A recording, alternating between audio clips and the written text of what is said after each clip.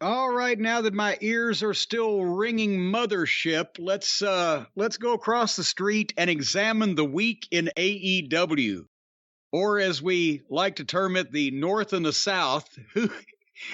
Who's the favorite to win the Civil War over there in AEW? I wonder, the trampoline cowboys or the real wrestlers? They're choosing sides. They're taking their corners and they're ready to go at each other. Maybe it'll be more interesting than the television program if they could just put a camera on the locker room for the fights. Now, who's asked to get out this week? Before we talk about the program, we've heard Malakai Black apparently wants a release from his contract. Please, Tony, do something for the wrestling fans and let Malakai Black out of his contract. Well, for the record, it's a rumor. It's not a confirmed story, and AEW has denied it so far.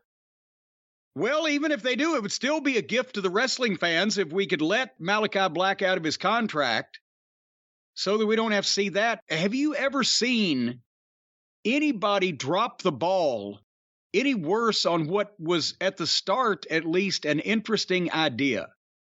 This guy had interest. He had goodwill from the people because they knew he'd been, or they believed he had been jacked around in the WWE and in that system.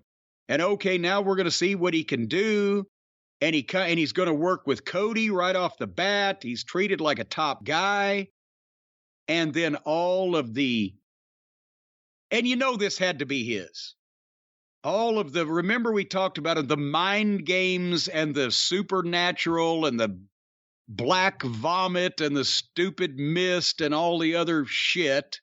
Controlling electricity and lights. Controlling the electricity, the goofy cable access, dark entrance that they can't get down. It takes too long.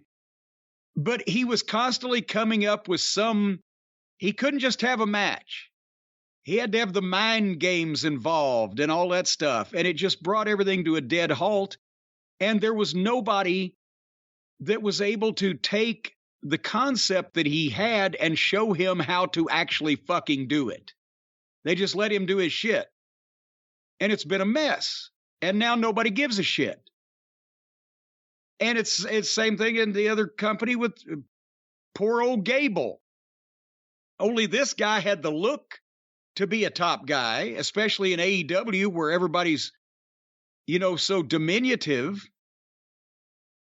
But now who gives a shit? Nobody cares. And he's got two more fat tattooed up guys hanging around with him that look and do the same shit. So he doesn't even stand out. So if he wants to go, you got two more. You know how badly he doesn't stand out? One of those guys isn't fat. He's jacked up like he's on the fucking Hercules Hernandez diet. The problem is, he came in, everything you said is right, and had the whole spy versus spy thing going with him and Cody. Cody was in white, he was in black. Yeah. It was cool. People really liked him. The kick looked incredible. The entrance is okay until you start introducing the constant smoky promos that are rehearsed, where you're speaking in such an unnatural way, but it's not that someone else is scripting it for you. It's almost like you're scripting it for yourself. And you're walking out of smoky bowels of where? Where is the cameraman told to go to do this? I think that stuff dragged all of this down. There was that segment that was incredibly awful with the Varsity Blondes, if you remember, where Julia Hart finally turned heel. Yeah. They have not done him any favors, but I think he hasn't done himself any favors as far as creatively. But there is a report, I'll say, about this from Mike Johnson, PW Insider Elite, earlier today as we are recording. There's been a lot of talk over the last 24 hours about the status of Malakai Black. Raj Giri of WrestlingInc.com is reporting Black asked for an AEW release, citing personal issues and his mental health, but it has not been granted. We can confirm that in speaking to close sources to Black, there has been a personal situation weighing heavily on him, and he's privately talked about taking a long, perhaps permanent, break from professional wrestling in order to deal with the issues. So there is some reporting from Mike Johnson. It goes on, but there's the crux of it. Well, good for him. Let him take some time off from wrestling, deal with whatever his issues are, and everybody gets a break. And once again, maybe he could go away and people would miss him. And then he could come back and start it right this time. I don't know how you... This guy obviously thinks that the stuff that he's been doing is good, or he wouldn't have continued to do it, because nobody's made to do anything in this company, apparently. And it ain't, because it was stupid and goofy and too fucking clowny and phony and supernatural and whatever, not in a cool way, but in a goofy way, like what is going on way.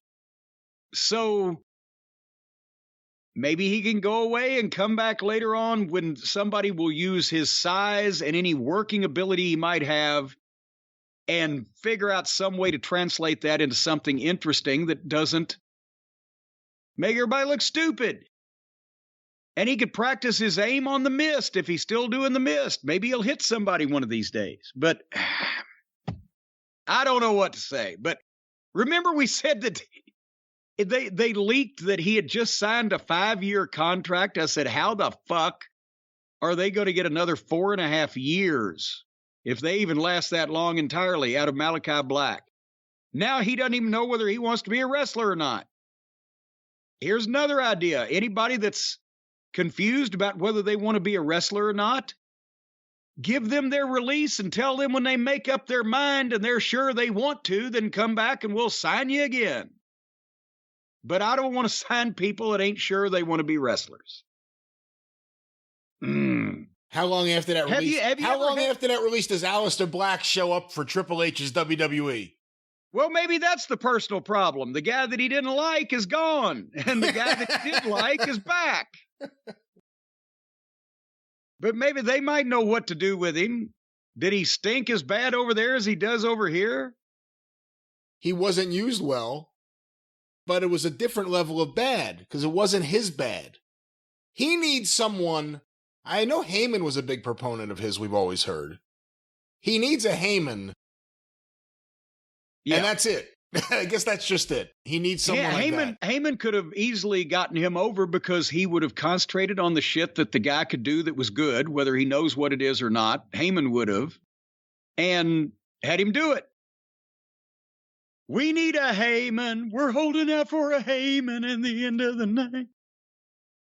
Has anybody ever held out for a Heyman at the end of the night? I don't know. Maybe it's Studio 54, 1985. Oh my God!